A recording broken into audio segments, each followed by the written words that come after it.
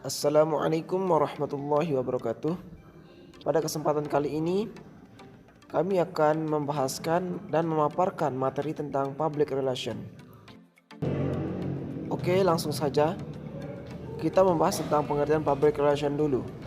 Public relation adalah usaha yang direncanakan secara terus-menerus dengan sengaja guna membangun dan mempertahankan pengertian timbal balik antara organisasi dan masyarakatnya. Beberapa inti dari public relation yakni goodwill, kepercayaan, penghargaan pada dan dari publik suatu badan khususnya dan masyarakat pada umumnya. Selanjutnya adalah fungsi daripada public relation itu sendiri. Yang pertama, fungsinya kegiatan yang bertujuan untuk memperoleh iktikat baik, kepercayaan, saling adanya pengertian dan citra yang baik dari publik atau masyarakat pada umumnya. Yang kedua, memiliki sasaran untuk menciptakan opini publik yang bisa diterima dan menguntungkan semua pihak. Yang ketiga, unsur penting dalam manajemen guna mencapai tujuan yang spesifik sesuai harapan publik. Dan yang terakhir, usaha menciptakan hubungan yang harmonis antara organisasi atau perusahaan dengan publiknya. Baik, selanjutnya kita beralih ke tujuan publik. Tujuan public relation yang pertama adalah untuk menumbuh kembangkan citra perusahaan yang positif untuk publik eksternal atau masyarakat dan konsumen. Yang kedua, mendorong tercapainya saling pengertian antara publik sasaran dengan perusahaan. Yang ketiga, mengembangkan sinergi fungsi pemasaran dengan public relation. Yang keempat, efektif dalam membangun pengenalan merek dan pengetahuan merek. Dan yang terakhir, mendukung bauran pemasaran.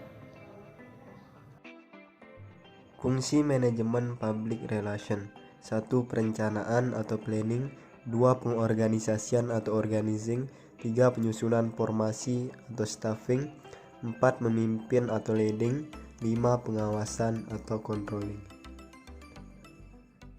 Strategi public relation: 1. Program strategi, mengidentifikasi permasalahan yang muncul, identifikasi unit-unit sasarannya, mengevaluasi mengenai pola dan kadar sikap tindak unit sebagai sasarannya, mengidentifikasi tentang struktur kekuasaan pada unit sasaran, dan yang terakhir pemilihan opsi atau unsur taktikal strategi public relation.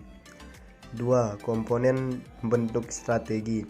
Secara makro, lingkungan perusahaan atau lembaga tersebut akan dipengaruhi oleh unsur-unsur kebijakan umum atau public policy, budaya atau kultur yang dianut, sistem perekonomian dan teknologi yang dikuasai oleh organisasi bersangkutan. Secara mikro, tergantung dari misi perusahaan, sumber-sumber dimiliki atau sumber daya manusia dan sumber daya guna lainnya yang dikuasai, sistem perorganisasian dan rencana ataupun dalam jangka pendek atau jangka panjang, serta tujuan dan sasaran yang hendak dicapai. Poin berikutnya mengenai public relation dan media. Dalam kaitannya dengan public relation, media adalah berbagai macam sarana penghubung yang dipergunakan oleh seorang public relation dengan publiknya, yaitu publik internal maupun publik eksternal untuk membantu mencapai tujuannya. Perbedaan antara public relation online dan public relation offline. Reputasi dan manajemen public relation online adalah kegiatan public relation yang berhubungan dengan media, komunitas dan publik yang ada dalam channel-channel internet. Hal ini termasuk search engines, blogs, news search, forums, discussion threads, social network, dan alat komunikasi online lainnya merupakan fokus utama dalam public relation online.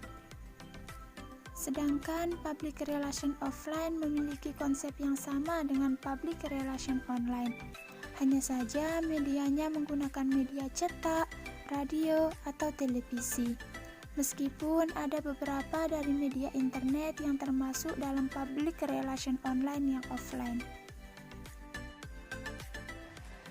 Public relation online dan promosi.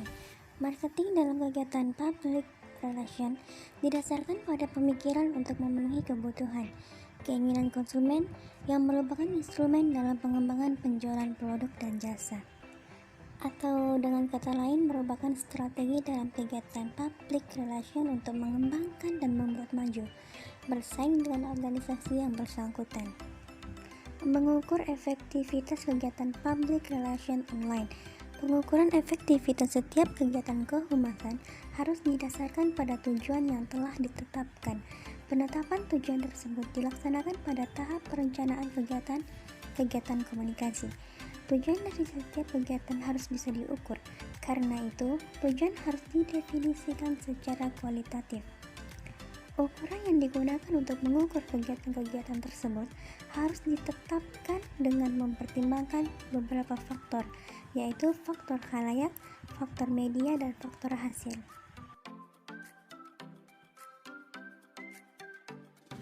Selanjutnya, pada kesempatan kali ini, kami juga akan memaparkan bagaimana public relation tersebut dapat membangun sebuah opini publik dengan syafari dakwah yang telah dilakukan oleh Majelis Dakwah Kampus di Dusun Sambi Elen, Kecamatan Pringgasela.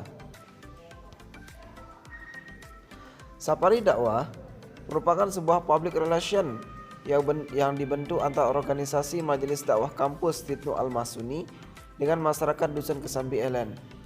Safari dakwah ini merupakan sebuah kegiatan pengabdian kepada masyarakat yang diasaskan pada penyebaran dakwah Islam. Kegiatan ini berlangsung selama 1 minggu dan waktu yang sedikit tersebut sudah mampu membangun opini publik yang sangat luar biasa dalam masyarakatnya. Kegiatan yang isi dengan santunan, mengajar, perlombaan, dan silaturahim mampu membawa dampak positif yang luar biasa bagi masyarakatnya. 7 hari dari kegiatan tersebut mampu menggerakkan seluruh masyarakat Dusun Kesambi Elen untuk menciptakan suasana yang tidak pernah terjadi 10 tahun sebelumnya. Nah, oleh karena itu, dari analisa ini menunjukkan bahwa public relation mampu mempengaruhi opini publik masyarakat Dusun Kesambi Elen. Demikianlah materi-materi yang telah kami paparkan mengenai public relation.